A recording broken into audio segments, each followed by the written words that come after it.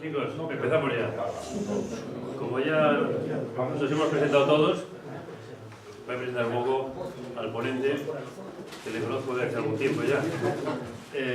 Bueno, era traumatólogo, hacía ortopedia infantil. Sigo siendo traumatólogo hasta que muera, no es verdad que bueno, trabajaba de traumatólogo, aunque realmente lo que quería era escritor. Además de traumatólogo y gran ortopedia infantil, tenía algunas aficiones, como era la mar, es capitán de yate. También le gustaba mucho jugar con maquinitas. Creía que iba a ser otra cosa. Y entonces, bueno, delante no hacía nada. Inventaba maquinitas también para ayudar a los críos, a los que la operaba, para no tenerlos que operar precisamente. Y de modo altruista, lo tengo que decir, algunas de las que inventó las cedió gratuitamente, que luego hay empresas que las han fabricado, algunas de ellas. Bueno, aparte de eso, pues también... No tengo espíritu de comercial. Le gustan mucho las armas de fuego, pero en plan deportivo. Entonces, creo las que antiguas. Armas antiguas, sables de Use. Y luego además creo que tienes harán algún trofeo con Avantcarga, ¿verdad? Sí. Bueno, ya para acabar con ello, algunos ya lo han catado, además le he dado por hacer vino en una finca que tiene... Llevo 35 años. En Teruel, y además le sale muy bueno. Lo que pasa es que le sale tan poco que no le da para invitar a su hermano, que soy yo. Bien, dicho lo cual, lleva investigando y estudiando sobre Blas de Lezo pues alrededor de 20 años. Resulta que ahora se está poniendo de moda porque está en el sentido que está recuperándose su figura, y curiosamente no somos los vascos los que hemos empezado, sino que ha sido en otros lugares del Estado, hasta el punto que yo, que soy miembro, era miembro, sigo siéndolo, miembro de una sociedad quirúrgica, se llama la SECO, Sociedad Española de Cirugía y Obesidad. Curiosamente, hace varios años, el que fundó la sociedad, que es un gran cirujano que trabaja en Alcoy, lo digo a título de anécdota, no sé si te lo habré contado, empezó a matar a la sociedad para, digamos que para ensalzar la figura de este hombre. Bueno, Marco lleva alrededor de 20 años, como digo, ha hecho muchos estudios, ha investigado, ha ido a informarse a archivos donde correspondía, y resulta que ahora hay muchos libros sobre él, bueno, sobre Blas de Lezo. Él, la historia sobre Blas de Lezo, ha hecho un libro, está editado, luego se enseñará a algunos por si a alguno le interesa verlo o incluso comprarlo. Y de este hombre, lo que ha hecho ha sido el libro, es un repaso histórico, pero por otro lado ha hecho un poquito de ficción para hacerlo más, digamos, más o menos. La charla, hoy aunque empezamos tarde, bueno, creo que no nos va a importar a nadie, la va a dividir en dos charlas, digamos. Una hoy y otra para enero, porque le parecía más interesante situar al personaje dentro del contexto histórico y hacer pues algunas explicaciones, no solamente de quién es Blas de Lezo, que eso vamos a Wikipedia, y siempre que no sea editada por ingleses podemos saber de qué va el tema. Claro. No, porque ya explicará él, aunque muchos ya sabéis, el motivo de citar por qué a los ingleses no les interesa este personaje, ¿no? Bueno, lo va a hacer 2 veces, de modo que ya, si quieres empezar, bueno, ya vas a mis alturas. muchas gracias a todos los miembros de esta asociación, porque al principio hablar de un gran marino de nuestra tierra que ha estado ninguneado por todos los políticos de esta nación durante 250 años, y resulta que en los últimos 25 o 30 años, gracias a la labor de muchos investigadores del pasado, pues resulta que ahora ya todos los políticos de cualquier tertulia nombran al señor de Lezo como si lo acaban de descubrir.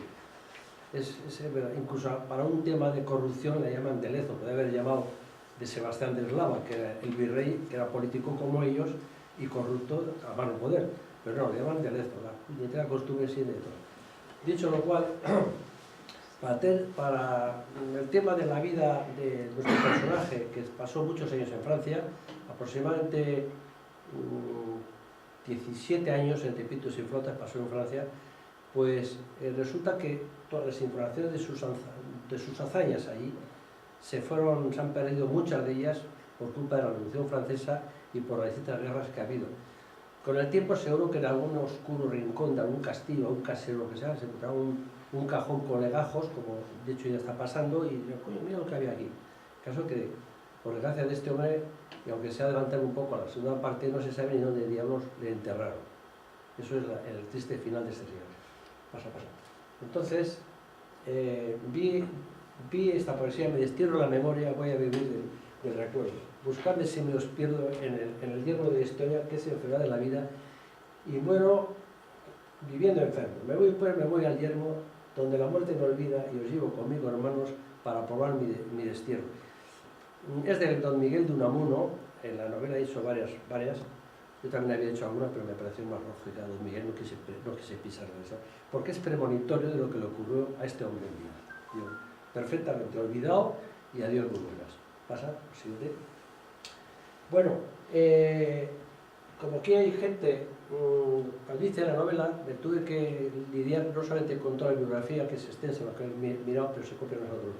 Pero es que luego me encontré, cuando ya estuve a punto de publicar, como salió alguna publicación, pues me leí esa y otras 3 más, 4 en total. Que lo curioso era que se copiaban unos escritores a otros, dando por sentado que lo que había hecho el primero era correcto y así la traca.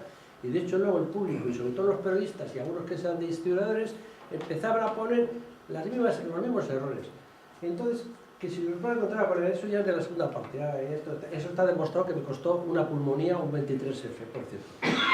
La venganza que era más pobre que las ratas, otra barbaridad. Era de clase media alta y demostrado, con mucho dinero y accionista, con 16 acciones de 500 euros cada uno de la compañía guipuzcoana de Caracas. Tenía derecho a 4 votos. ¿Euros has dicho? 500 euros cada acción. ¿Qué he dicho? ¡Ay, euros! Pesos. Sí, es verdad, lo devuelve. Que sus suegros le ayudaran a sobrevivir los últimos años sería del más allá, porque la madre de la esposa murió con 4 meses, su padre murió con 5 años, la recogió una tía suya que murió con 9 años, y por último don Tomás de Salazar, que fue su tío, su tutor y su cuidador, que es cuando ya se casó con su mujer, o sea que sus padres caput. Que a veces no tiene mano izquierda, bueno, eso es otra chorrada de los periodistas y de algún historiador que también lo puede demostrar que eso era falso. Mano izquierda diplomática. Mano izquierda, la derecha, no, la derecha la tenía sin duda alguna, así, a la pasta. Entonces, bueno, el principal protagonista, bueno, a ver, ¿por qué viene eso? El principal protagonista, don Blas de Lezo y Olavarrieta, nació en San Pedro del Pasaje. Esa palabra del Pasaje sale bastante a menudo porque entonces no era municipio. San Pedro pertenecía a San Sebastián y San Juan a Fuenterrabía. Luego, en el siglo XIX, ya se formó un municipio que todos conocemos, Pasajes, con San Pedro, Don Ivane, Ancho y Tincharpe. Y bueno, eso fue la historia. Entonces, nació allí en una familia económicamente de clase alta, y como pasaba en los gente de nivel, en los vizcaínos de entonces, que éramos guipuzcoanos, vizcaínos y navarros y todos esos vizcaínos, pues mandaban a la gente, así como después, sobre todo Vizcaya, mandaban a Inglaterra y entonces lo mandaban a Toulouse, a los colegios de jesuitas, que por cierto estaban omnipresentes en todos los sitios, ya veremos después, mandaban en todos los jesuitas. Entonces mandaron allí, pero a su hermano, eran 7 hermanos, este era el segundo, su hermano había de Toulouse, pero a él le mandaron a Das, que estaba más cerca, a otro colegio de jesuitas. Ahí estuvo hasta casi de los 6 hasta los 12 años. Bueno, dicho lo cual, tengo que decir que el siglo XVIII es apasionante por la cantidad de eventos que hubo a lo largo de ese siglo, no solamente la evolución de las artes y las ciencias, sino por la cantidad de guerras y algunos personajes que con sus decisiones y ambiciones las provocaron, llevando a la muerte y a la pobreza a miles y miles de personas de esta nación.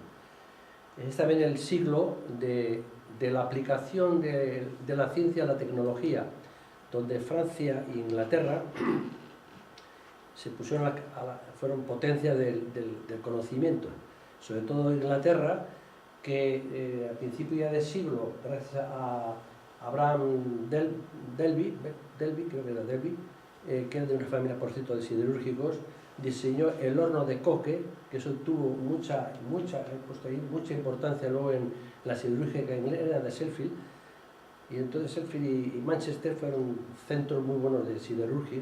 Entonces eso hizo que tuvo una gran influencia en lo que luego se llamó la primera revolución industrial inglesa. Gracias a eso y gracias también a algunos aparatos de vapor de agua que permitieron hacer taladros para hacer en los cañones de Grosso Calvire el ánima de los cañones. El 1 de noviembre del año 1700 fallecía el último Carlos II, que era el último de la saga. La nación española, otrora la potencia número 1 de Europa, resulta que era ahora una potencia de tercera categoría. Ni ejército, un ejército pequeño, mal pagado y disperso, no había flota marina, había 2 cascanos o 3 que estaban medio podridos que hubo que desbrozar, y unas galeras y alguna fragatilla, para de contar. Habló de la escuadra de guerra, siendo una península con tantas riquezas, en donde no se ponía el sol, es increíble la desidia y dejadez. Decía un hispanista alemán, fuera así, que se llamaba Karl Bosler, ya en 1948 aproximadamente, que esta nación, España, nunca había gozado de buen estado de salud económica, ni siquiera cuando era la primera potencia del mundo, como consecuencia de unos reyes, los Carlos I, o V, como queréis llamarlo, Felipe II, el otro, el tercero, porque se creían iluminados por el Altísimo para, a cristazo limpio, dominar a los herejes luteranos y a todo el que se pusiera a tiro. Claro, para tanta orgía de guerra que estuvo metida España, tanta orgía de guerra, era insuficiente las ingentes cantidades de oro y plata que llevaban allí en el mar. Todo el mundo, creo, habéis visto Goldfinger, que fue la primera de James Bond, y veréis Fort Knox. Pues esto, imaginaos que Fort Knox todos los años venía a España y lo pulían. Con todo lo que llegó, hubo 4 bancarrotas solo en la época de los Habsburgos. Claro, cuando se fue a morir este hombre, que era impotente y tenía un montón de síndrome peculiar de enfermedades, resulta que estaba ya hasta el gorro de los Habsburgos. Entonces, el cardenal Portocarreño y algunos altos cargos le lograron convencer a Carlos, el hechizado, para que escogiera como heredero, ya que no tiene ninguno, a su sobrino nieto, Felipe d'Anjou, que también era nieto del rey Sol. Y había otro pretendiente que era Carlos de Austria, Habsburgo también, que este era sobrino carnal de María de Neuburgo, la segunda esposa del hechizado. Le convencieron, pero claro, las demás naciones, los embajadores estaban locos porque digo, joder, la misma testa coronada, las 2 coronas de las 2 naciones más ricas, era demasiado. La situación geopolítica se estropeaba y no hubo otro sentido. Entonces, pues una cláusula en la cual, bajo ningún concepto, tenía que renunciar a los derechos hereditarios de la corona francesa. Se aceptó, pero el rey Sol, que tenía el ejército más fuerte de Europa en aquellos tiempos, 300 y pico mil hombres, y una flota de barcos de primera categoría, de 3 cubiertas, nuevos, modernos, con grandes marinos, grandes oficiales, a poco tiempo quitó el articulito en cuestión. Mientras tanto, llega el 1 de febrero y en el Jerónimo a Felipe d'Anjou le hacen rey de España con el nombre de Felipe V. Como era un hombre peculiar en temas sexuales, era el famoso tutor, padre Fenelón, que le tenía comido el coco de que si había fornicio fuera del matrimonio, si era caldera de Pedro Botero, y el tío, y además que no le permitía, vamos, en todos los sentidos, ni el amor propio siquiera, ni nada, o sea, nada, o sea, y el tío cada vez que tenía un problema, bueno, le digo, hay que casar de pronto, le casaron enseguida con una chica de 14 años o 15, María Luisa de Saboya, María Luisa de Saboya, muy querida por el pueblo, por cierto, y bueno, ya parece que se calmó un poco. En el libro dedico muchas páginas, sobre todo a Felipe V, porque el hombre, yo creo que tenía varias patologías mentales. Una es que tenía un trastorno bipolar seguro, ¿no? Le daba la bochalada y hacía cosas muy raras, como lo voy explicando, ¿no? Y bueno, mientras tanto, mientras este hombre se hacía en agosto, Blas le dijo a su padre que quiere ir a la escuela de guardamarina. Entonces le mandaron a Roquefort, a Roquefort, Brest y Toulon, por posibilidad, mandaron a Roquefort, donde estaba regida, como no, por los jesuitas. Ahí estaban teoría de los cañones, teoría de navegación, manejo de velas y tal, y por supuesto esgrima, y por supuesto en todas las escuelas esto se llaman danza, había que bailar también, la gente de arte, había que presentar yo lo he leído, tengo en mi mano una fotocopia de las condiciones de limpieza de sangre que había que llevar por los 4 costados de los tatarabuelos. Está muy curioso todo el libro, toda la hoja común de aquellas escrituras que debían y las palabras rimbombantes que empleaban, ¿no? Bueno, debían sacar buenas notas, ¿eh? Bueno, eso fue en agosto. En España se corre los embajadores con la pólvora que el rey Sol ha roto la cláusula de no llevar la corona y empiezan por estos nerviosos. Tan nerviosos que, viendo que va la cosa en serio, forma la cuádruple alianza entre Holanda, Suecia, Inglaterra, Austria y algún sitio más que me pierdo, contra Francia y España. Que era contra Francia, porque en Europa los que llevaban la voz cantante fueron los españoles, los franceses. Usted pensaba que iban a barrer, iba a ser una guerra rápida, iba a ser los alemanes, los franceses, pero se encontraron con 2 generales, uno que lo habían rechazado los franceses, que era Eugenio de Saboya. Eugenio de Saboya se ofreció al rey Sol y como era bajito y guardaron la mano, entonces fue donde los austriacos que le cogieron, y voy a decir que ha sido el mejor general que ha tenido Austria en toda su historia, ¿eh? Y por parte inglesa, para desgracia de los franceses, apareció el duque de Marlborough. Los franceses hicieron una canción que se llama Marlborough s'en va a la guerre. Bueno, pues el Marlborough... Pues sí, pues se pasaron por la piedra a los mejores mariscales franceses. También no fue un paseo para los ingleses, murieron muchos, miles. Fue una guerra de desgaste terrible. En España empezó 2 años más tarde. Los ingleses que ya estaban preparados en Rande asaltaron la flota francesa y española que estaban descalando en el oro. En cuanto a lo que han dicho luego las autoridades y los historiadores ingleses, que todo lo que hacen ellos lo ponen por arriba y los malos lo ocultan, se llevaron 0 euros, iba a decir, 0 pesos. Hundieron la flota, pero ya habían sacado el oro. Para que des una idea, fue la llegada de oro a Madrid más grande que tuvo Felipe V en toda su historia, porque claro, si salían 1000 millones de América, llegar a Madrid 500. El tema de la corrupción iba de arriba abajo. Hay historias de cómo llevan las flotas. Llegaban y ya les esperaban otros barcos y empezaban a descargar. Ya os contaré luego la flota de la Plata que se hundió, que llegaré luego, todo lo que ha pasado. Os contaré cómo buceaban y cómo sacaban el dinero. Bueno, entonces empieza esta época. Aquí vemos cómo se gobernaban con el pinzote, que era un orificio, había un orificio en cubierta, porque hasta entonces, hasta final del siglo XVII, los pilotos iban bajo cubierta, por lo tanto no podían, iban con la caña, pero nada más, no podían, tenían que informar arriba el piloto, pero el que manejaba, que era un tío fuerte, pero no nos caía muy fuerte y tal. Y luego ya se puso, a final del siglo, se puso el pinzote, que era un mástil grande, que había que manejar entre 2 o 3 forzudos para poder llevar aquello. Pasa. Entonces, voy viendo, esto es una cosa que hice para pasar. Pasa. Y aquí veis, aquí arriba sería donde está la cubierta, y aquí tengo el pinzote, y esto para manejar había que echarle... Pasa otra, no sé si habrá uno más. Bueno. Estos son, a medida que hablo, pues estos son instrumentos, estos son de conducción. Si veis algún barco que llevaba con esa época rueda, no está correcto. Esto es un astrolabio, luego veréis un nocturabio. Entonces ya luego se explicará cómo se ve en alguna foto, a ver, ¿vale? Pase. Un nocturabio que para ver las horas y tal, mirando la estrella polar, bueno, pasa otra. Un poco complicado, aquí se ve cómo es el astrolabio mirando, en este caso debe poner el sol para que se quede ciego el que lo mira, pero bueno, pasa. Y luego ahí ya está la ballestina, en fin, tenéis con esa, pasa otra, estos dispositivos para ver la altura del sol o de los astros, todo eso se puede ver. Pasa otro. Esto es el cuadrante de Davis, que fue una gran aportación. Entonces lleva, como diría que era separado esto.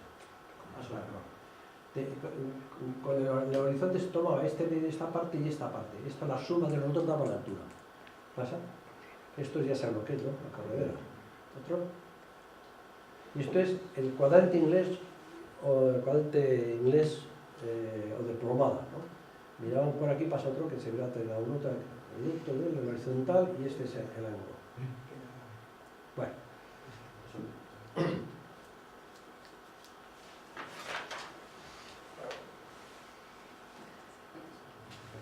En España inicialmente los catalanes y los aragoneses, catalanes, valencianos y baleares, con reticencias aceptaron a Felipe V.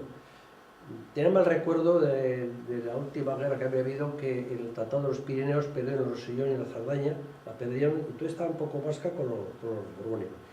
Pero ya cuando ya empezó la guerra por toda Europa y fue la cosa que perdiendo los franceses, aproximadamente, aunque antes ya nombraré otra cosa, antes de haber pasado la batalla del Gran Málaga, llamaron ya a Carlos de Austria para hacerle rey de España con el nombre de Carlos III como rey de España. Eso por los temas que hay por ahí por medio. Bueno, ante las noticias que había de que la flota de George Rook, que ya habían asaltado Rande en enero de 2 años antes, y sospechaban que querían hacer con Gibraltar, en Toulon se reunió la flota francesa con 50 buques de línea, casi todos eran de tres cubiertas, había unos cuantos de 2, 8 fragatas y algunos barcos menores. Poco a poco se fueron reuniendo las 12 galeras del duque de Tarsis, de la rama de los Doria, que estaban al servicio de España, por cierto, y otras 5 galeras españolas. Un libro que leí hace años que era Flota Combinada Hispano-Francesa. No, era la flota francesa con unos remolcadores españoles, vamos a ser claros, que tuvieron una gran actividad, por cierto, para meterse ahí medio del fregado. Entonces, en febrero, creo que fue en febrero, sí, de 1704, pues sin terminar los estudios de náutica, les mandaron algunos a un sitio, a todos los guardamarinas, gran parte de ellos fueron a Toulon. Blas debió de sacar buenas notas o tener un buen enchufe, que lo he dejado yo caer yo en el libro, y le metió la menos que el Foudroyant, que era el buque insignia ahí estaba el gran almirante de Francia con solo 26 años, hijo bastardo de uno de los hijos de los Borbones, de luego dinero y hijos, y han tirado por todos lados, ha sido tan terrible, menos el de Felipe V, por cierto. Entonces, con 5 años ya han hecho gran almirante de Francia. Yo todo lo que he leído de este hombre es que se portó bien, hacía caso al almirante Destrés, que estuvo todo con él, o sea, como un buen alumno, o sea, no se comportó mal, fue un tío valiente. De hecho, cuando tiró la patea era de los pocos, con alguno más, que quería seguir peleándose, a pesar de que estaba herido. O sea, bien. Entonces se juntó una flota nueva, sospechaban que los ingleses iban a conseguir. La verdad es que cuando llegaron a Málaga ya habían conquistado Gibraltar los ingleses. Lo que pasa es que llevan 2 años sin renovar artillería, y eso fue clave, como veréis. En la Charquía ahí se juntaron las 2 flotas. Estaban haciendo aguada los franceses, pero bueno, con los remolcadores los sacaron fuera. Y se llaman, pasa otra. Estos son todos los instrumentos, pero me pasa otra más. Esos son, bueno, antes de seguir para adelante, normalmente hasta final, la zona donde se pone el meridiano de referencia estaba en Cádiz. Y se tomaba así, o sea, hacia o sea, por ejemplo, de aquí a Miami, por ejemplo, que podemos estar aquí en los 75 grados oeste, pues para los efectos de entonces será 270 o 60, bueno, o sea, se contaba al revés. Digo, pues esa verdad que yo no me enteré. Pasa otra. Sí, pasa otra. Bueno, ahí estaba, se va a ver, pasa otra. Mira, está muy jovencito, otro más. Bater el Málaga, pasa. Bueno, estos son buques en línea. Ahí se ponían paralelos y empezaron a darse cera a base de ver. La flota ocupaba aproximadamente 6 millas, sino casi 7 millas. Pues imaginaos la distancia, y total, que a las 10 de la mañana vino un pringao, no recuerdo, el Buffer, creo que, de inglés, de 2 baterías y unos 70 y tantos cañones, y no se otra cosa que acercarse al buque insignia francés, que tirara sus matelotes. Matelotes, aunque hay una comida que también se llama matelote, era el buque que había a proa y a popa de los líderes. Empezaba a darle cañonazos y lo dejan desmochado, claro, y a partir de las 10 de la mañana hasta las 8 de la noche estuvieron ahí 10 horas dándose cañonazos. Estoy hablando de 3.600 cañones en ambas flotas, alguna más, porque los ingleses llevaban 2 barcos más que los franceses. Unos casi 50.000 hombres entre las 2 flotas. Los franceses se sabe que tienen unos 103.000 cañonazos, estoy pronto, se contaban los tiros de mosquete, y un poco más los franceses, los ingleses, porque iban, bueno, la flota aliada, porque eran 40 y tantos buques ingleses y 12 o 13 holandeses.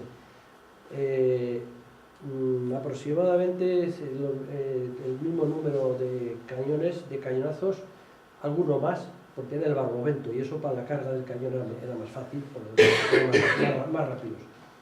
Pasa. En uno de los, a lo largo de la mañana, uno de los cañonazos, parece que saltó una astilla de una cuaderna o del casco. Ten en cuenta que estamos hablando de cascos de 3 cubiertas, medía más de 1 metro, cada casco.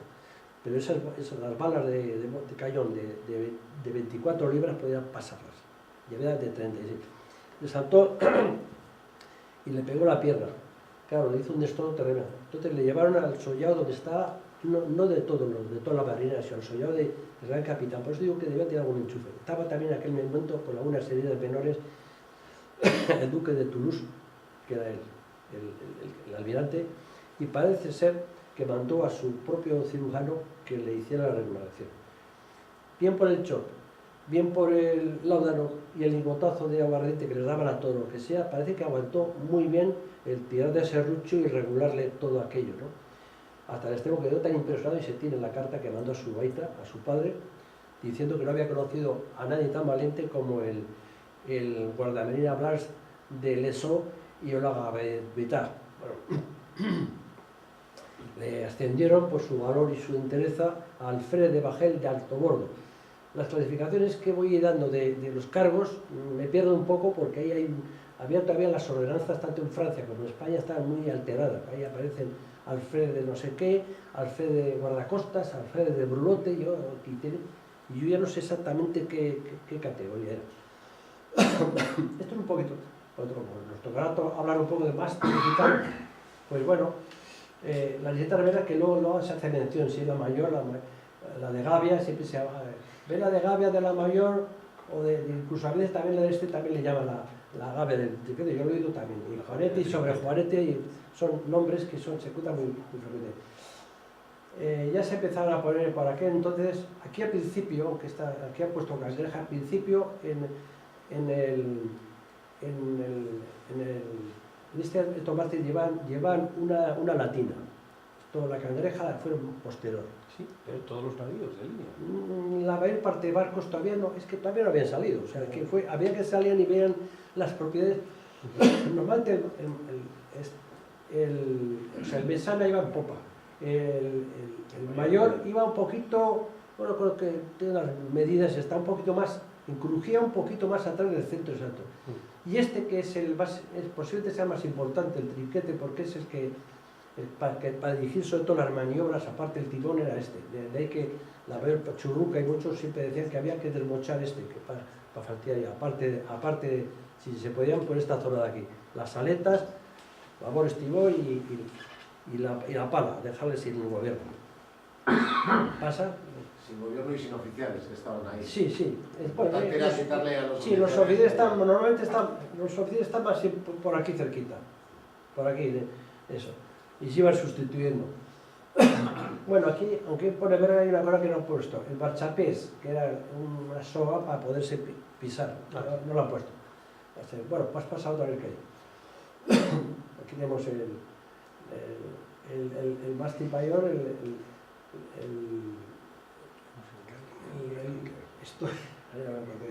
y el juanete, va. Sí, pasa, ese pasa.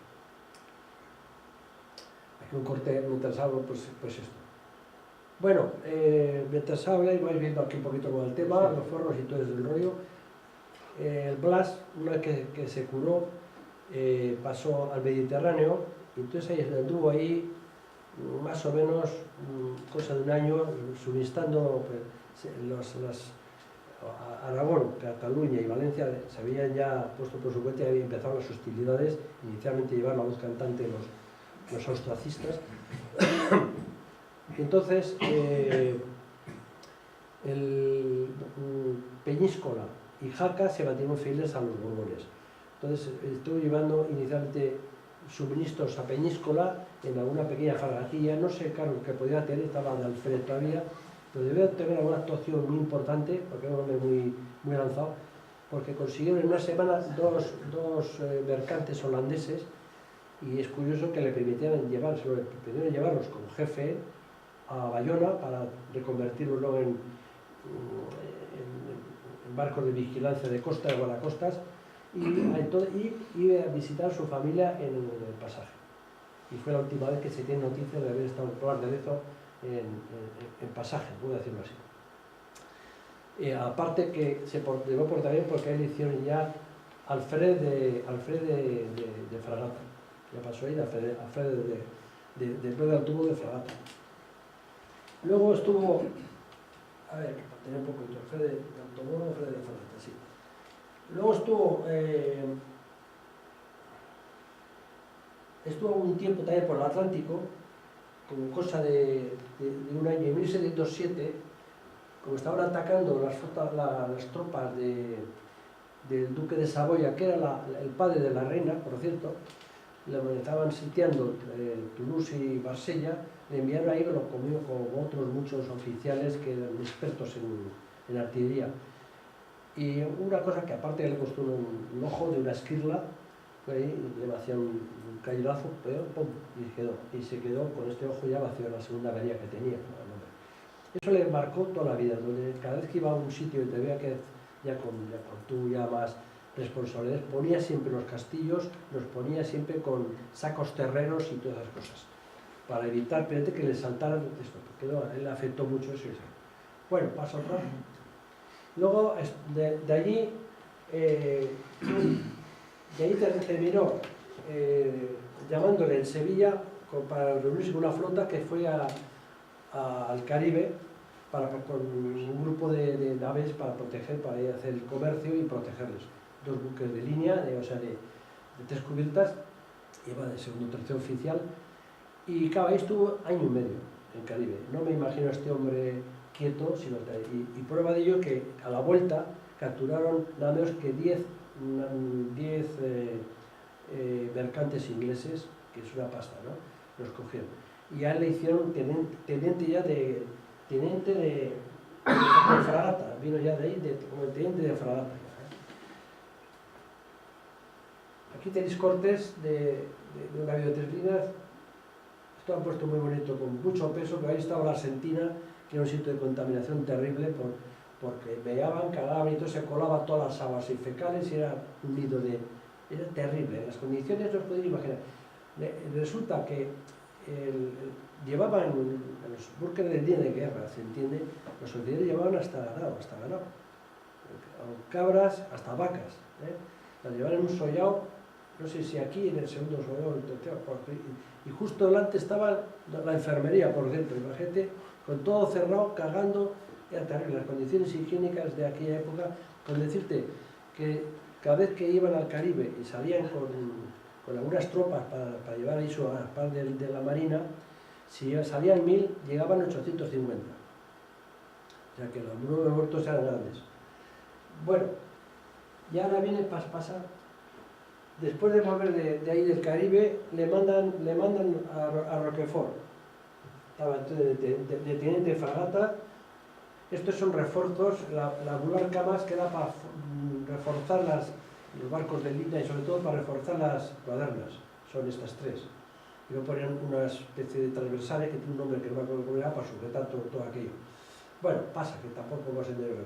Esto aquí, para que veáis cómo dormían, para hablar, dormían como seres en lata, ponían en los baos, soltaban y tal. Luego, cuando había ya zafarrancho, tenían que recoger todo eso. Los barcos se los ponían por las batallolas para que sirvieran encima para evitar los astillazos. Claro. Ahí dormían, pasaban traje y ahí comían. Ya veis. Bueno, y ahora vamos a la parte, una de las partes de problemas que ha habido. Bueno, pasa. Bueno, aquí va importado, acotado, pase, sigue parando un poquito para que veamos que como eran. Esto es un pedrero de 3 libras por ciento. Eso se pone en la regala encima para tirar de cerca. Pasa. Y estos cañones de 16, 24, falta el de 16 que es mi favorito, pero pasa. Y aquí tenemos 2 amigos celebrando las Navidades. Imagínate cómo terminan todos. Pasa. Estos son piezas que te dan para los cañones. Es un espeque, una pata de cabra para sujetar las ruedas de la cureña. Pasa. Otro. Esto es el tacador para meter el cañón y los tacos. Pasa. Esto es la esponja para refrescar cuando iban a disparar, para que no hubiera ceniza, se ponía un poco. Pasa otro. Y esto es un dispositivo para que cuando por lo que fuera no había disparo, se metía y se sacaba el taco, luego ya el cañón empinado salía y a la bola sola. ¿Pasa? Y esto es una culebrina, eran de bronce, normalmente se ponen en proa para alcance. Solamente de 8 libras solían ser. ¿Pasa otro? Y esto es un más mortero. alcance que los cañones. Tenían más alcance. Dices, para cuando llegas, Se llama de alcance. De para alcance darle más... al barco que iba en Sí, proa. sí, había unos de alcance en proa y otros de guardatimones que se ponen por la parte de abajo, para defender los que van de 3, claro, que sean de 6 libras normalmente. Esto es un mortero, ya sabemos, se ponían y le daban bolas explosivas y tal. ¿Vosotros? Y estos son los distintos tipos de armamento. Estos son los favoritos casi siempre de los españoles para desarmar las jarcias y todo. También tenía efecto también, porque claro, soltaba una de estas que estaban soldadas y claro, también salpiaban, habían. Y estos son los distintos tipos de valenteo, porque estos son unas bolsas llenas de obsequios como este o más gordos, lo metían en el cañón, era un escopetazo. Para cerca, pues imagínate, normalmente tiraban a las troneras, a las puertas. Cuando abrían las puertas, tiraban para matar a todos los que pudieran. Si estaban cerca de Atocapenoles, pues aquí eran cerca. ¿Plomo o hierro? Ponían de todo, porque yo he leído que incluso de meter, bueno, en Cartagena ya os conté una aventura que hubo, cargar cañones del 24 llenas de piezas, de hierros y de todo. Bueno, hacían destrozos, claro, de todo lo que había. Tengo historia de una barcaza que le vinieron una de las fragatas y con una cañonera ahí por la zona de Colombia, la parte del Pacífico, pues hicieron buenas averías a la fragata. O sea, y luego, a la última hora, cuando ya encallaron, venían con el bote, salieron un poco de tiesto, les esperaban con el cañón, habían tirado todos al agua, y cuando vinieron los ingleses con sus cascatas rojas, tiró el cañonazo y bueno, no me dejó ni un inglés de la lancha vivo. Bueno, pasa. Las palanquetas, pasa. Y aquí esto es un cartucho, eso es un medidor de cartuchos, estos son para echar el oído, polvorilla que se llamaba, esto para punzonar por arriba, por el orificio, para puncionar el cartucho, bueno, y esto es agua que no debe faltar nunca para quitar lo que caía y limpiar el canca. Pasa todo. Estos son con todo el andamiaje, todo lo que se llama el baraguero, las ruedas y tal. Estos son para tienen tu nombre. Bueno, pasa. Pasa ya, otro más. Aquí tenemos ahora el tema del estalcope. Esto es una historia. Esto ya, por 1710, por tanto, le mandaron como teniente de fragata, le mandaron a Roquefort. Y aquí hay una historia que donde voy siempre me habla lo mío la gente. Oye, conquistó un buque de tres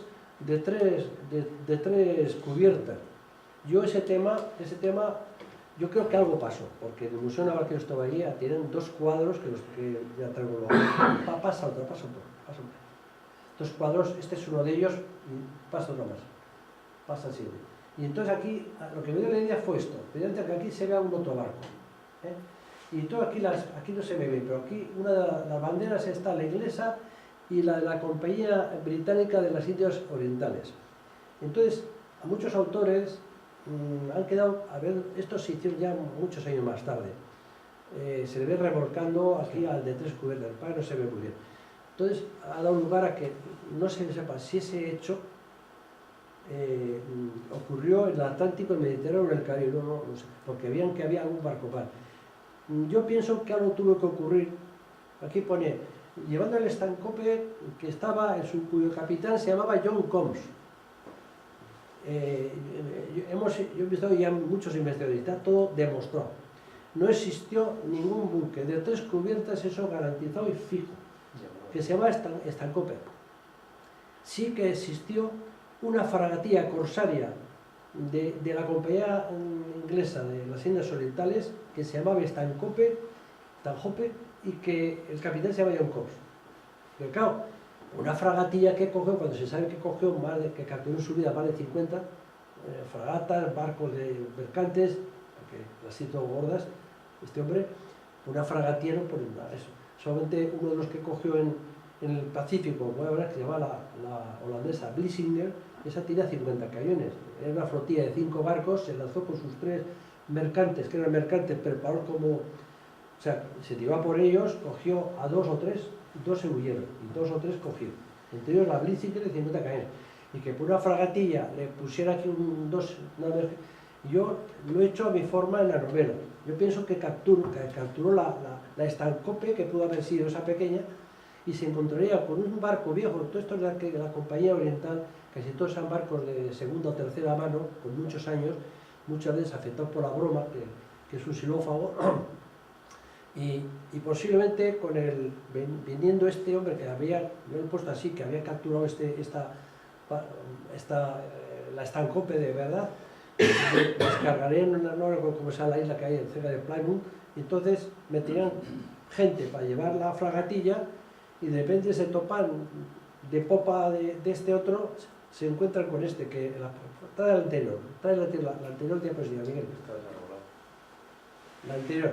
Y entonces se lo encontró así, y claro, de popa pasa como le pasó a Anson en el Pacífico, con su barco Centurión, que tenía 2 cubiertas y 50 o 60 cañones, se topó con los transeúntes de los evacuados San Señoras, del galeón de Marila,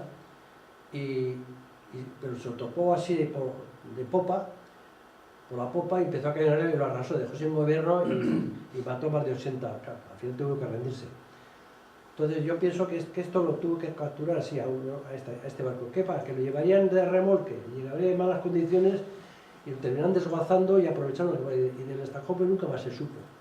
O el barco ese concretamente, y el otro, o sea, lo cogerían, lo venderían a un bretón para hacer de corsario o lo que sea, que era muy típico, muy dados al corso, y ahí desapareció. Esa es la historia que pues digo, que es lo único que, como no estoy seguro, y además explico que le he puesto de esa forma. Que tuvo que pasarlo porque entre los oficiales de marina el boca a boca funcionaría, y joder, cogió un barco de 3 cubiertas, y al final entre una cosa y otra pusieron esto es lo que yo supongo. La pasa. Bueno, aquí ya un poco después, estamos en 1710, pidió la baja en el ejército francés como otros muchos y se fue a Sevilla. Ahí lo recibió don Andrés del Pez, ya veréis, el almirante don Andrés del Pez, todos los nombres son curiosos. Don Bernardo Tinajero de la Escalera, hay cada nombre que... Le recibió ahí, encantado, y entonces le hizo, en poco tiempo lo hizo capitán de mar y guerra. Entonces ya estamos en 1710, está un año por ahí patrullando y al final, ya en 1712 hace la paz en Europa, aquí siguieron dándose estopa. El Carlos III se muere de viruela, mueren todos de viruela, no sé qué pasa, mueren de viruela en Austria. Le llaman a usted y dice que te toca a ti la corona, y le dijo a olvídese, y se marchó para allá y los dejó abandonados a los catalanes, a sus fieles seres catalanes, y se marchó para allá. Entonces, cuando se marchó aquí se hubo la guerra año y medio, casi 2 años más, entonces y ahora viene otras cosas que han pasado con los políticos. Se fue con una flota de el almirante José Pintado, 2 barcos de línea, él llevaba Nuestra Señora de Begoña, Nuestra Señora de Begoña, el barco de él, y que es un barco importante. El otro de más cañones lo llevaba el almirante, y luego había varias fragatas y buques menores para las órdenes que tienen a bloquear Barcelona y destruir las murallas del puerto. Digo por eso. Y este hombre, que había también oficiales catalanes, porque no dejaba de ser una guerra civil, pues para nada quería tirar cañonazos, y con el vaivén que fue podían llegar a las de 12 calibre 24, podían alcanzar 3,5 kilómetros en 45 grados. Entonces se acercó tanto que un tiro de mosquete, yo tengo mosquetes y a 100 metros casi seguro que no te llega. Con la sonda iría hasta ver dónde, para no quedar engallado, le pegó un tiro, dejaron allí, y yo estoy seguro que le dieron aquí, fracturaría un cúbito radio, algunos músculos, el juego del codo quedaría pegado, esta posición no lo haría más, estos tres dedos paralizados, y con esto sí que puedo coger, como ya lo veremos luego al final de lo que es la parálisis del cubital, casi no, porque todo el mundo sabía que estaba así. En cambio en la estatua lo han puesto así, yo creo que no tengo poca información. Bueno, ya lo tenemos aquí. Pase. Bueno, aquí al final conquistan, en 1614 conquistan ya, hay paces ya en España, paz y mañana gloria, y en 1614, bueno, cuando se hicieron las paces, bueno, pues resulta que España no pintaba nada, y todo lo gestionaron los franceses, en nombre de los españoles, total, que quitaron todas las posesiones italianas se las quitaron a España, como un mal menor, ¿no? Pues para ellos. Y nada, los franceses quitaron Canadá. Entonces, bueno, pues llega 1714, ya terminó ya la guerra también en España, y al rey Felipe se le muere la mujer. Se le muere la mujer y este hombre empieza otra vez como era un reprimido sexual terrible, y el padre Fenelón, que lo nombra varias veces, lo tiene machacado, el tío le daba la venada y no sé, además se dejaba crecer la barba, no sé qué. Yo creo que Bram Stoker, el que hizo la novela El Conde Drácula, se tuvo que basar en Vlad de Valaquia, el empalador, y en este hombre, porque le daba por dormir un ataúd. No tenemos noticias que se tiraba por las ventanas para volar, porque entonces se termina la sala de esta gente, pero sí, se dejaba las uñas crecer, barba, pelo, y estaba como una chota. Y entonces dijeron, joder, a todo esto, cuando vino a España, el rey Sol, su abuelo, mandó a Marie de la Tremoille, la princesa de los Ursinos, un poco para que hiciera un poco de tutora y tal. Y la verdad que fue una buena consejera de él y tal, el nombre basta para veces. Y total que en toda esta época siempre sale un cura italiano, incluso cuando se quemó el Alcázar Real y empezaron a hacer las obras en su momento, el año 74 creo que fue, pues entonces viene también un italiano a hacer las obras. Siempre hay un italiano por medio. Tengo una obsesión con los italianos, hasta las mujeres fueron italianas. Total, que aparece ahí el cura Giulio Alberoni, otra pieza. Este tío con muy mala mil, le coge a la Tremoille, no sé si ya informado o lo que sea, le dice, tengo ya fichada una bella dama que es muy apocadita, pero vamos, tiene todo lo que es necesario para, bueno, sería la conversión como sería, para dejar bien relajado a nuestro rey y que ya se le vayan las calenturas cerebrales que tenía, le van calenturas, calentores, no sé, claro. Entonces tenía el hombre así. Y entonces le metió que la otra que le gustaba coser, hacer punto y comer queso parmesano.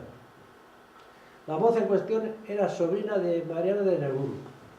Por cierto, le mandaron a hablar con algún otro barco para cogerla en Génova, pero ella dijo que no, que se va en Carricoche hasta allí. Y en Saint-Jean de Pied-de-Port se queda con su tía. Y va, le dice, lo primero que tienes que hacer es quitarte del medio a la princesa de los Ursinos, que es la que maneja los hilos. Cuando ya se dirige aquí, el Felipe le dice a la princesa, vete a Jadra, que le esperas ahí en el castillo, la dan la bienvenida y tal y cual. La pobre mujer, influenciada por los venenosos informes del cura de los eso, cuando ya, no se sabe seguro si fue porque por la edad no podía hacer mucha inclinación, o porque empezó a tocar, le parece que empezó a ver cómo estaba de rolliza, la otra empezó a gritar, pegó el grito, viene el jefe de la guardia, a esta mujer fuera de mi reino, echarla fuera, que se vaya, como era Francia. Y un mes de diciembre, nevando como estaba, casi con lo opuesto, la llevaron hasta el templo. Previamente el capitán, dado el prestigio que tiene la mujer, dijo, no, por favor, dímelo por escrito. Pluma y papel. Permiso concedido. Y ahí se quitó de un plumazo a la princesa de los Ursinos. Llegó allí y en poco tiempo se le pasó las fiebres esas al...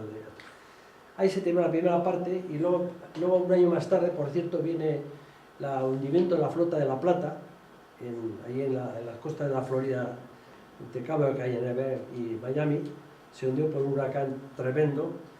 No he descrito más de él porque tenía mucha información de cómo fue el tema. La verdad que los barcos se hundieron muy cerquita de la orilla, pero claro, por aquellas horas, al día siguiente hubo muchos supervivientes también.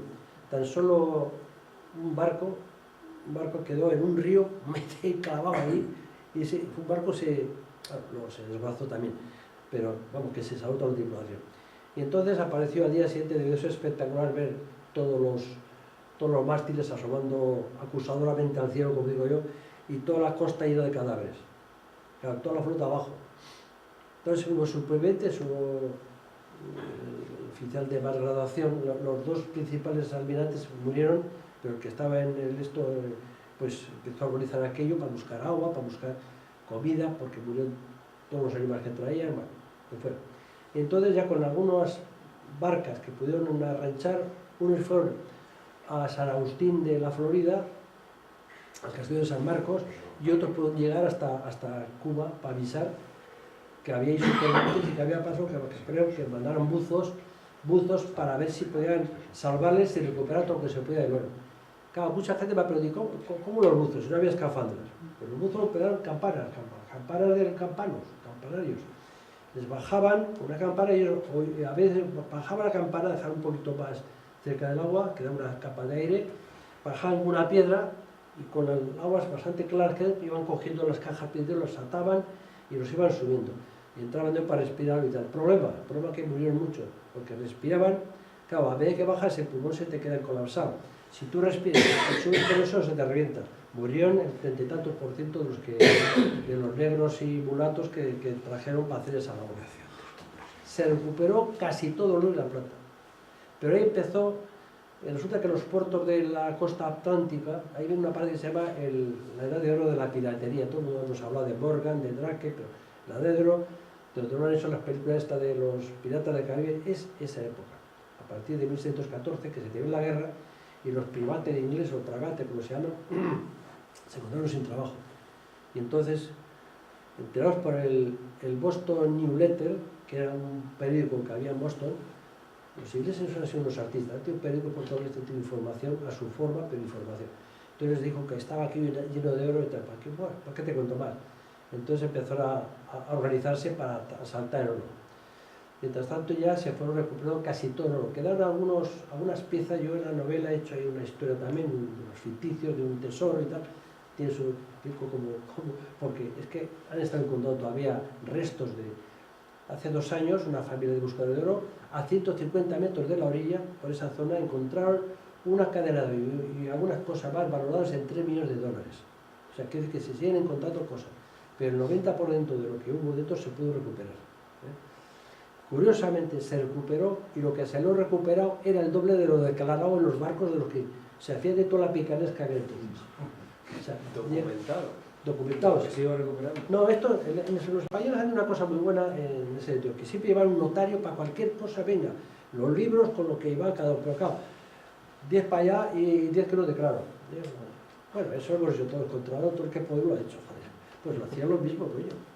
Las cosas que más valor tenían el oro, la plata y el cacao, luego el azúcar. Pero el cacao ya, de hecho, tenían el monopolio, el Estado. Esto era obligatorio declarar. Bueno, pues... pues en marzo, desde Cádiz a Cuba, bueno, a todo esto al año siguiente, en 1615, se fue Blas de Lezo hasta el Caribe a recoger precisamente los fondos que había con otros 2 barcos. Y ahora Cádiz, en cuanto llegó, no sé si fue en octubre, en septiembre, octubre, en noviembre, salió con una escuadra, la escuadra de Jean-Nicole Martinet, un corsario pagado por los franceses, por gente de ahí, con 3 barcos, tengo el nombre, el Triunfant, el Peterín y el Conquistador, no me acuerdo.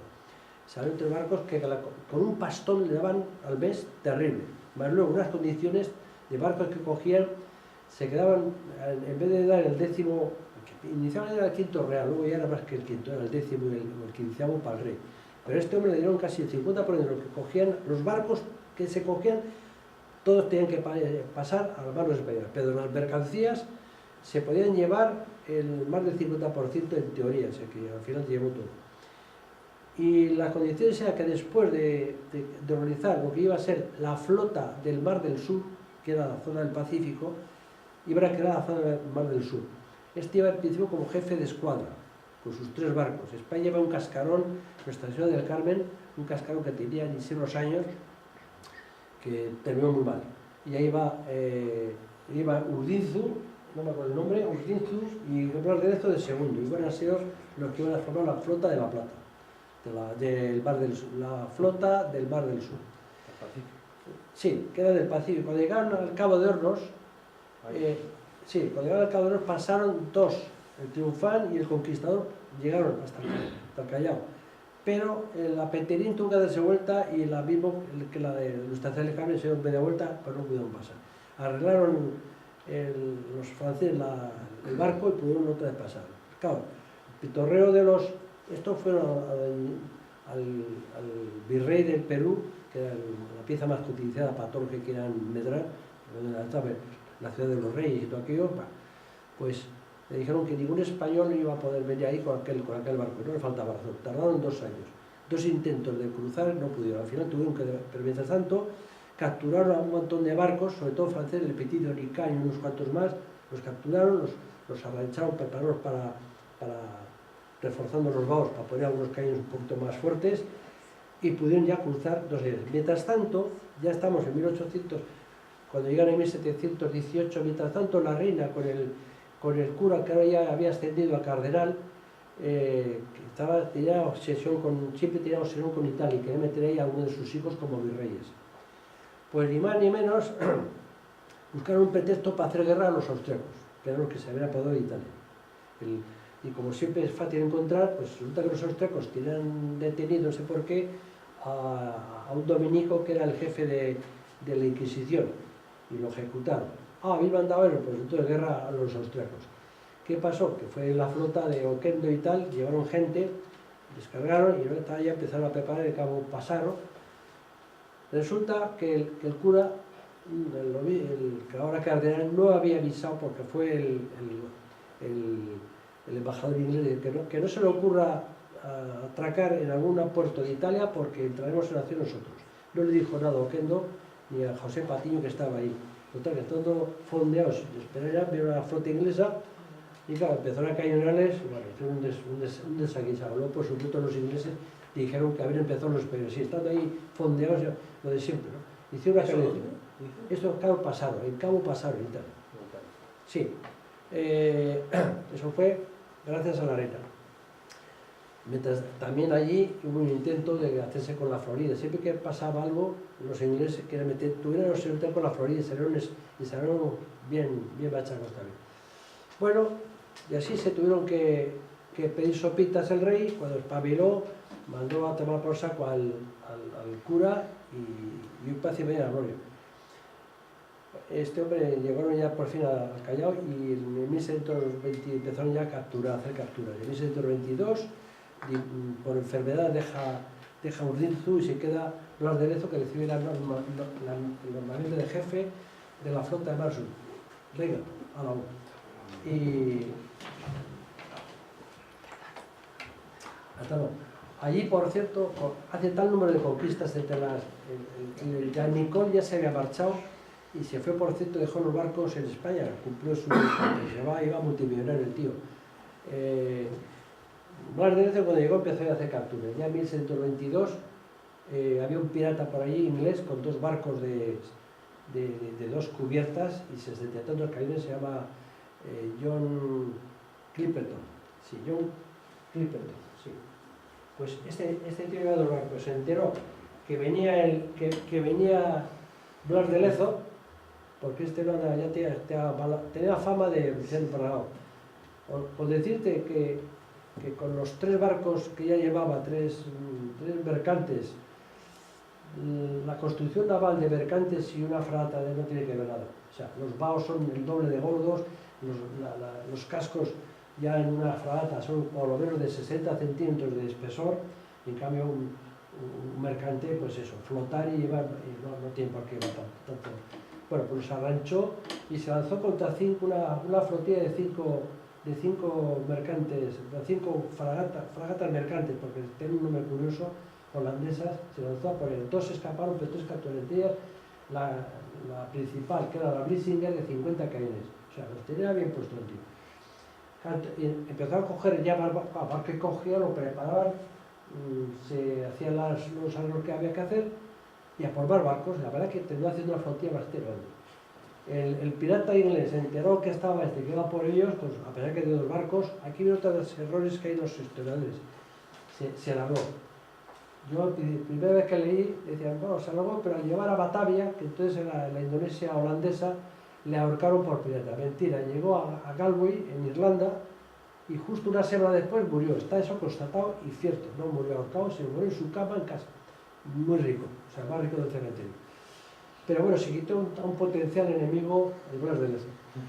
Siguió cogiendo, se va el virrey, que era no sé cuánto, de Capicciolo, tiene un nombre así italiano. Estuvo un tiempo el obispo, no me acuerdo el apellido, el nombre, y estuve año y medio. Tenía muy buena relación con Blas de Lezo, y bueno, y en 1720, creo que 24 vino el primer enemigo que tuvo este hombre, que era don José Armendáriz y Perunena, navarro. A mí los dos que tuvo malos eran navarros. Mi padre no soy de Tudela y me ha dolido tener que poner mal a los dos navarros, pero bueno, ¿qué vamos a hacer? Hay que ponerlo. Este tío, cuando ya salió de España, se llevó nada menos que en el barco a 40 sobrinos. O sea, Alibaba y los 40 sobrinos, vamos a hacerlo claro. A 40 sobrinos, por lo figurar como rey. Y tuvo que pedir un crédito de 96.000 reales de vellón, que era una pasta. Lo pidió en 2 años. Digo porque luego tuvo buena fama de buen gestor, hasta que no se ha hecho una investigación de un historiador y han encontrado, bueno, lo que le pasó a Blas de Lezo. Por eso, porque Blas de Lezo intentó sobornar 200.000 veces y eso fue lo que decían que tenía mano izquierda. Yo era un hombre honrado y no se casaba con corruptelas. Y ahí, de eso hay cartas quejándose a José Patiño. Y el otro fiel de tal, que eran los catalanes, joder, no se le ocurre otra cosa que dejarles sin cobrar los sueldos, que tenía que pagarles. Y este mandó a Felipe, a José Patiño, que era su protector, porque estaba con él. Y estuvo a punto de decir que dimitía.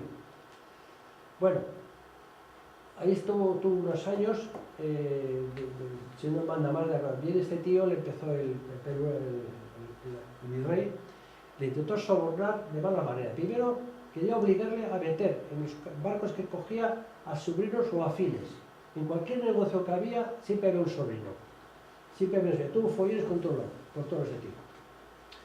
Gestionó bien algunas cosas, hasta Jorge Juan, que pasó por ahí para hacer el tema del Meridiano, que se fue a hacer unos estudios, quedó impresionado, huyó ahí, de lo bueno, que se la metió bien montado, ¿no? Bueno, pues intentó sobornar un montón de él, como no podía, no le quiso pagar, y quiso meter el oficial, y dijo, no, lo que tiene usted que hacer es el rey.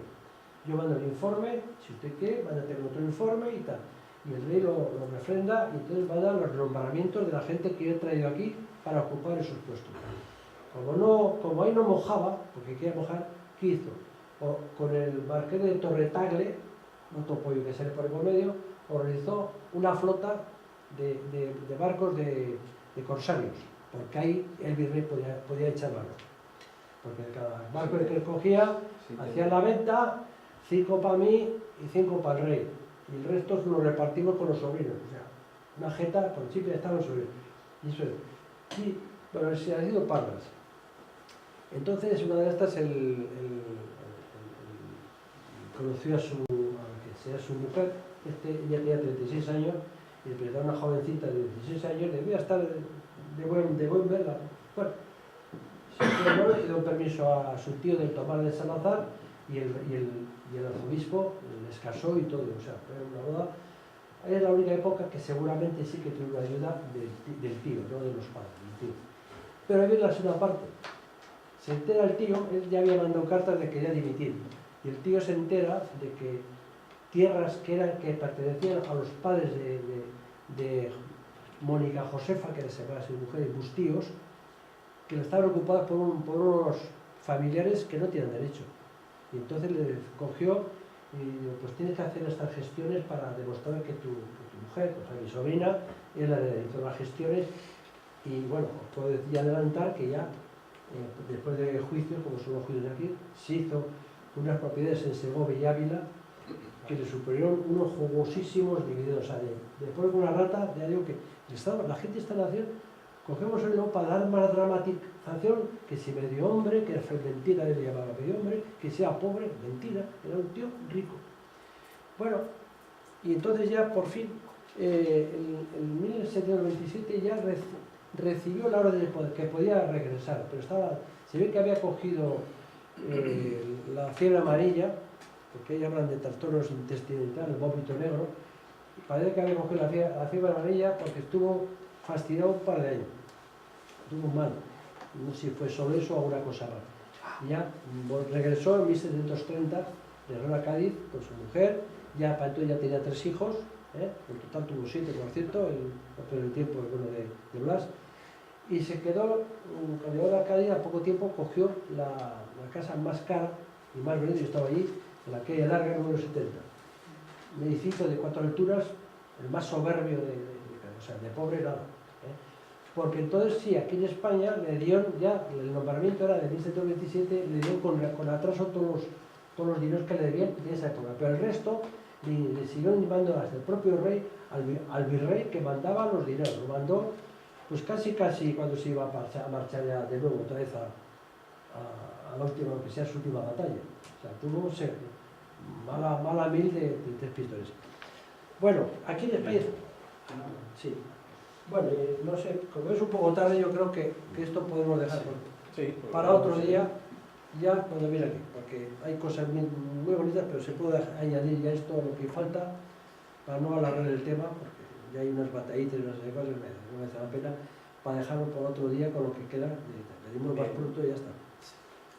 Y nada, casi prefiero, bueno, vete más rápido porque cada vez estamos hablando y pasa. Esta es la farnesia. Aquí esto es la famosa fagina que sale muy a menudo. Hay que poner como defensas, que eran una especie de arpilleras llenas de tierra y tal, que era muy típico hacer zanjas eso en Cartagena lo hicieron mucho, me he puesto ahí pasa. Sí, he puesto esto más. España contra Europa, la guerra de Gibraltar, eso fue a continuación, eso vendrá a continuación, era para otro día. Bueno, y esto es un poquito lo que quiere decir de cuando le pegó el escopetazo, cómo pudo quedar este hombre. Este hombre con la mano derecha y tenía una letra bastante buena, podemos manejar, pero yo pienso que este movimiento poco podría hacer, y esto seguro, con toda seguridad no podría hacer, porque como se rompa el cúbito del radio y quede un amasijo, el prosuperación no hace. Yo pienso que de una forma u otra, porque tenía buena letra, yo creo que podía escribir. Y se queda mal así, que con estos dos los puede manejar, pero los del comité este sector no. O sea, que así es como tenía la mano este hombre, ¿no? Que decía que le faltaba el brazo simplemente porque no tenía movilidad. Yo creo que era espectacular, o sea, que ya sabían, y claro, así no vio mucho sentido, o sea, para idealizar. Ahora pasa. Blas de Lezo, bueno, la oficialidad de la Marina, porque así como la clase política, es que, bueno, querían preparar un tema, porque yo, al otro día un choco me dijo, tú no traes los políticos, no traigo a ningún tipo de político. Y expliqué por qué. Habéis hecho algunos artículos, uno se llama, ha interpretado la nación podrida. ¿Por qué es esta nación? Y en aquellos tiempos, España, cuando se murió el lisizado, tenía fama de ser la nación más corrupta de toda Europa. Y ponía, en el ranking seguimos siendo los primeros. Hay seco igual con los italianos y con los griegos, pero vamos, pero seguro que estamos en cabeza. Yo creo que la historia ha arrojado mucha basura sobre lo que en algunos sitios todavía se llama España, pero en eso hemos incluido nosotros también. Y los ingleses y los holandeses han sido unos maestros, antes has apuntado algo, en la propaganda. Fueron los primeros que empezaron a hacer propaganda. Y la revuelta contra lo que era en aquella época la palabra España, aunque en aquella época no existía como tal, empieza a partir de la imprenta, que fue un invento para la época como puede ser Internet. Y la imprenta lo dominaban obviamente holandeses y los ingleses. E ingleses. En 1600 y pico ya tenían ya un periódico, y luego poco más se hicieron 3 periódicos por lo menos, y tengo todos los nombres, en el libro aparecen los nombres, los pongo a pie de página. Sí. Tengo un montón y comunicaban a la gente. Era tremendo, o sea, la importancia, como había mucho analfabeto, en las esquinas de los calles, donde estaban los pubs, dándole todo al franco, venía un tío y les leía lo que querían escuchar. El control de masas por medio de los medios de comunicación. Aquí nos meten programas basura para que no pensemos en otras cosas, y cuando no, el Real Madrid va a hacerlo ahí, y el lavado de coco. Sí, bien, no voy a avisarle a mi hermano de nada, pero para quien le interese, es que ha salido recientemente un libro hecho por una profesora de instituto que se llama Leyenda Negra Imperifobia y Leyenda Negra, ¿no? Trata no solamente sobre la leyenda negra sobre el Estado español, sino sobre otros imperios que ha habido, romano, americano, ruso, y está bastante bien ilustrado porque da mucho, lo digo para que le interese un poco, una historia un poco condensada de algunas cosas que desde luego a mí me han interesado bastante. Da citas a pie de página, pero no eso de ibid y miren y paré a buscar libros de esta, que dice información y dice está sacado de la página 3 de este libro, editado por ejemplo en el siglo XVII, y dice, pero que en internet se puede pinchar aquí, o sea, las referencias son todas reales. Y es muy interesante porque explica algunas cosas, porque claro, todo lo que ha pasado en la historia de España, no todo es tan negro como lo han pintado los ingleses y los holandeses sobre todo. Y supongo que aquí todos somos amantes de la verdad, aunque sea solo una parte de la verdad. A quien le interese es muy interesante, yo lo encuentro muy interesante ese libro.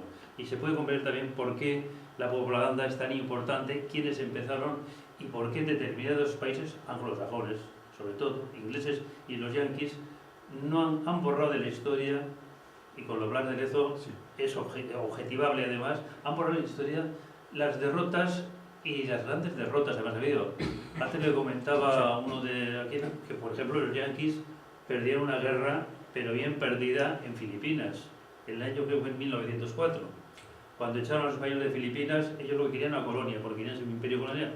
Bueno, a los ingleses les derrotaron los filipinos y sobre todo los mosquitos. Antes ha dicho Marco algo de la fiebre amarilla, efectivamente. Y eso el presidente del turno de Estados Unidos dijo, de eso no se habla, y eso no ha existido. Igualmente no ha existido la derrota, lo diría mi hermano en su momento, del almirante Vernon. Los anglosajones de un lado y otro son iguales. Y punto final. Lo que tengo preparado, vea, yo tengo mucha recopilación de temas de la época de los piraterías. ¿Sabéis por qué? Porque ahí sí que tengo mucha información de los temas jurídicos, porque los piratas los iban cazando los ingleses, porque los piratas, en cuenta de los que hacen las películas, a que más robaban y asaltaban eran a los barcos ingleses. En el Caribe había demasiadas patrullas españoles y barcos que les daban hostia. Sí que cogieron algún barquito, normalmente pequeños españoles, sí que es verdad, pero están los listados de concretamente los corsarios vascos o incluso vascos que había por Cuba y aquí les causaron estragos, y hay listados impresionantes que al final con reticencia los han tenido que admitir los ingleses, de que efectivamente, pero igual te digo, como de 8 veces más barcos capturados por corsarios españoles que por...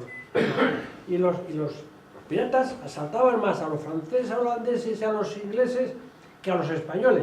Claro, les ahorcaban porque ahorcaban a los que robaban a ellos. Entonces tengo los listados y ahí he podido tener mucha documentación que he conseguido, ¿no? De hecho, es tremendo, pero las películas se engañan mucho. Hombre, muy bien.